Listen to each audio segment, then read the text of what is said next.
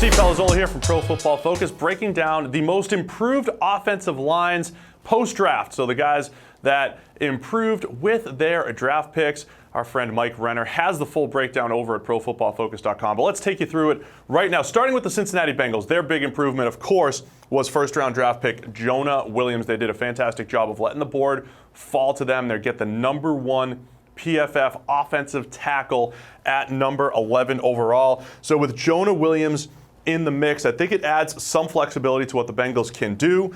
I might disagree immediately with what they're going to do, which is move Cordy Glenn, who was the left tackle, moving him into left guard, opening up the left tackle spot for Jonah Williams. I think that does leave Bobby Hart at right tackle. I still think there's a discussion to be had for having Jonah play right tackle and Cordy Glenn play left tackle. If they did do that, immediately upgrading their tackle position, because Cordy Glenn, these grades from last year, not exactly what we've seen from him in the past. That was his worst season in a while. Still think he's got some better play in him. But even if he moves in to guard, having Jonah Williams and his development over at left tackle, and of course, you've got Clint Bowling at guard and second-year center Billy Price, expecting a little bit of improvement there after a rough rookie season. So the Bengals continue to get a little bit better along the offensive line, and the big key there was Jonah Williams, the first-round pick. And as we move on to the Atlanta Falcons, no team truly put top-notch resources into making their offensive line better,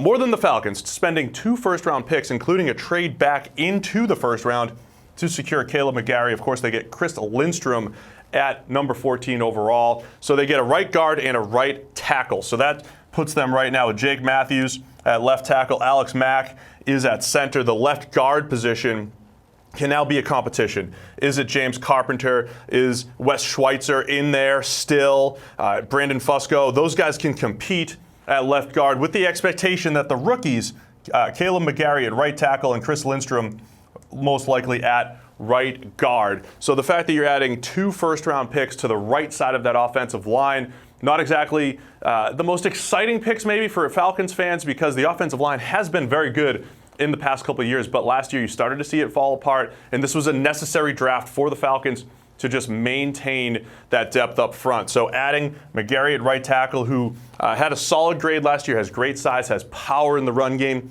and then Chris Lindstrom, I think the key for him there is that pass blocking grade. Former tackle with a 91.6 pass block grade last year at guard. He's going to upgrade that interior with Atlanta. So those 2 picks give Atlanta a nice upgrade on the O-line, and we move to the Houston Texans. I'm not always a big fan of drafting for need, but they needed to upgrade the offensive line, and they took a couple shots at multiple tackles. First off, they're bringing in Matt Khalil, who has not really been good since 2012, but still worth a shot just to throw him in the mix. That's what this is all about. The real key, though, is going to be first-round pick Titus Howard, second-round pick Max Sharping. They really need to improve what Julian Davenport did last year. 54.9 overall grade, 56.6 pass blocking grade, double digits in sacks allowed. So we're expecting Titus Howard, perhaps even Max Sharping, to step in and improve that immediately.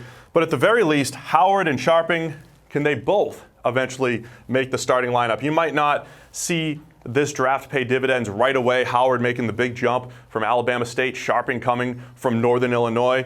But as the long-term play, continuing to make that offensive line better, expect both of those guys to start at the tackle position. Still think there's a lot of good play in there for center Nick Barton. This grade, not great, but we've seen him play well in the past. We've seen Zach Fulton play well in the past. We've seen Greg Max play well in the past. So they're starting to piece it together, but the key here, those 2 picks, they spent their first and second round pick on Howard and Sharping, and it looks like it's an improvement for the Houston Texans. So there you have it. It's the most improved offensive lines after the draft. Let us know in the comments if we missed a team.